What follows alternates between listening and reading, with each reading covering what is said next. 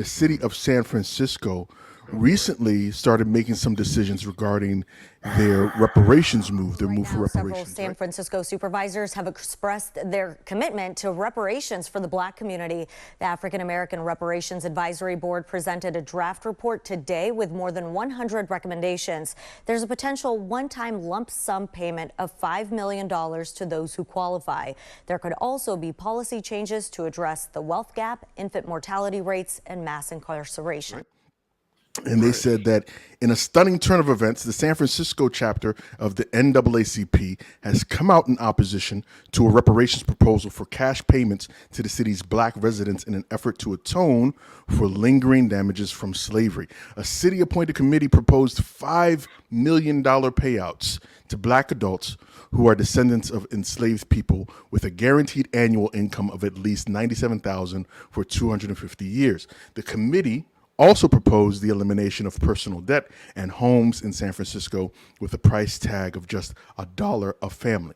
Now, but while it was appeared that the movement was gaining some momentum, the NAACP San Francisco branch tweeted a statement on Tuesday bashing the reparations proposal. Instead, the NAACP San Francisco branch offered its own reparations proposal that does not include cash payments. This is their statement. Quote, "We strongly believe that creating and funding programs that can improve the lives of those who have been impacted by racism and discrimination is the best path forward toward equality and injustice." Yeah, because they offered 5 different things, and one of them was like education. Everybody should have free education. Everybody should have access to housing, fair housing. But even in the things that they offered, it didn't go far enough. It was like, everybody should be able to access to free education, still not far enough. Everybody should be able to have fair, safe housing, still not far enough. Yeah. Part of the dilemma that I had with the whole breakdown from the NAACP was, once again, like you said, that they weren't specific. They were not specific about how that was going to work, what they actually intended. So say, okay, let's give money to these programs. Which programs? Yeah, what How kind much of programs? money? Who's going to manage it? Exactly. Why do you Who believe are that the they money is leaving? going to be going to them? And this is the thing that gets me. It comes across and Elgin is known for saying this Elgin is known for saying this often. It comes across as the black leadership class, this black gatekeepers, because instead of these reparations being sent to the millions of people or the hundreds of thousands of black residents in San Francisco, allowing them to make their own decisions and control their own destiny. They said, no, you need to give it to these programs or put it through some bureaucratic loophole or behind some bureaucratic firewall, and then we'll ultimately make these decisions. At least that's the way it comes across. And it doesn't make any sense to me. Also, it also implies that, there aren't already programs in place trying to help us out there. Yep. There are plenty of people already feet in the ground that could use the support that the NAACP is implying. But yes, it does sound like they're trying to add a layer of bureaucratic, red tape between some sense of justice and our people. I mean, but to be honest, this whole thing just seems like one baby step of a much larger discussion that does not feel completely thought out in any way. I think many people have read that the NAACP has opposed this and didn't read the article, didn't do any investigating, just took it as if, since the NAACP has been rather impotent the past 20, 30 years, Very good way of putting it. that they are against the idea of reparations. That's not totally true.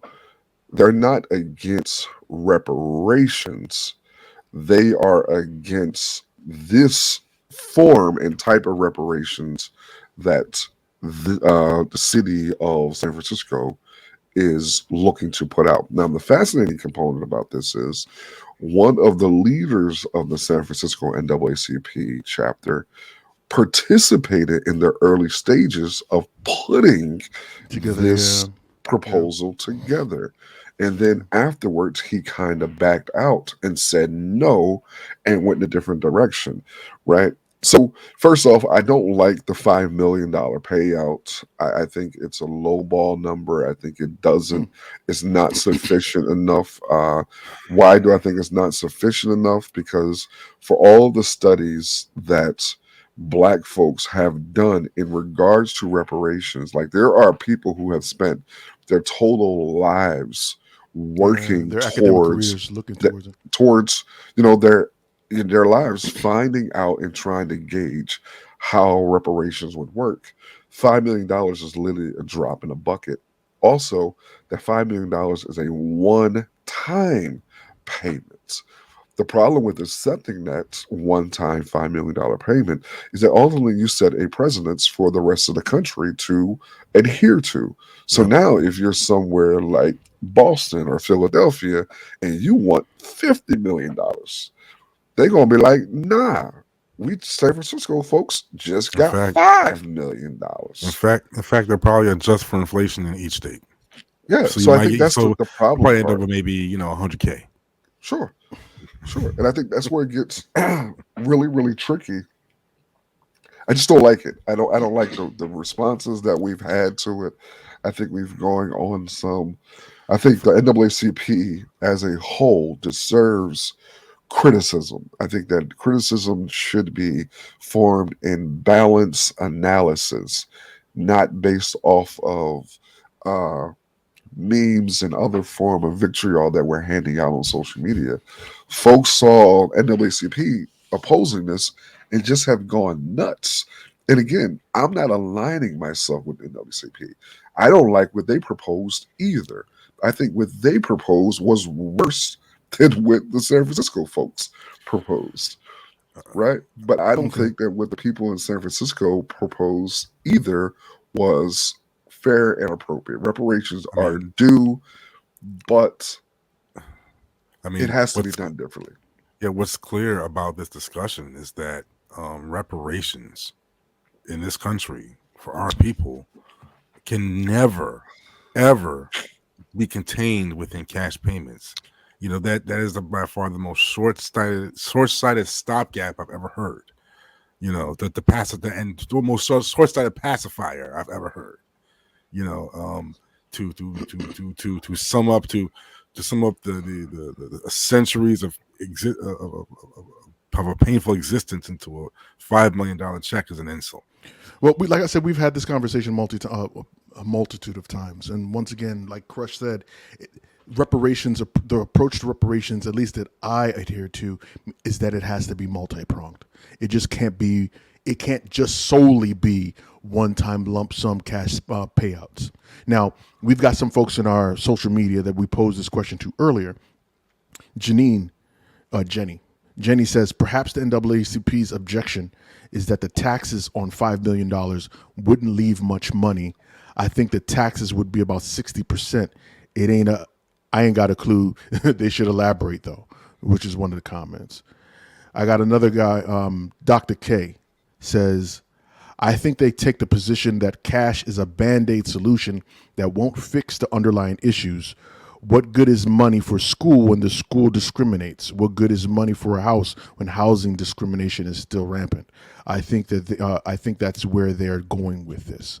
So, I mean, people are asking some of the right questions, but at the same time, the NAACP is not necessarily being as forthright about how they would see the money be spent. One, and then two, it's one of the things that a lot of people, Black people in particular, have the fears that we have about the government.